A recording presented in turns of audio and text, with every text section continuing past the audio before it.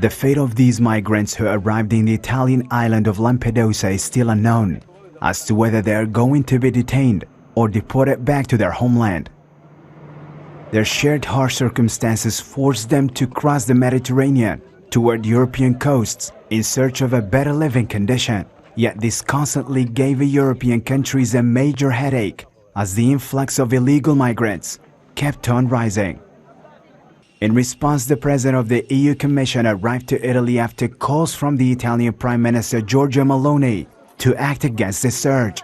During a press conference held on the occasion, von der Leyen underscored that it is the European authorities who decide who comes to the European Union and under what circumstances, and not people smugglers. And I want to be very clear. We have an obligation as part of the international community. We have fulfilled it in the past and we will do so today and in the future.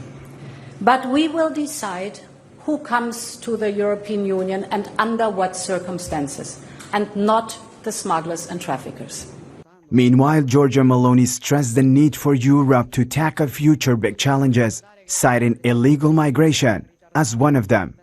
Qui è in gioco il futuro che l'Europa vuole darsi. What is at stake here is the future that Europe wants to set for itself, because the future of Europe depends on the ability that Europe has to tackle the huge massive challenges that lie ahead for us, and illegal immigration is certainly one of these challenges.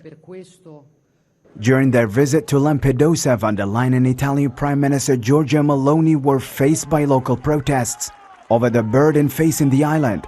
One of the residents said the meeting must be decisive and must ensure the whole system has a definitive turning point.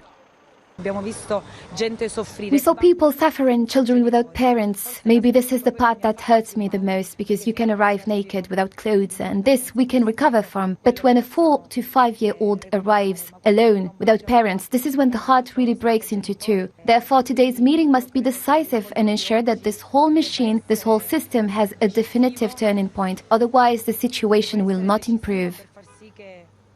Since the beginning of this year, approximately 126,000 migrants have arrived in Italy, almost double the figure by the same date in 2022.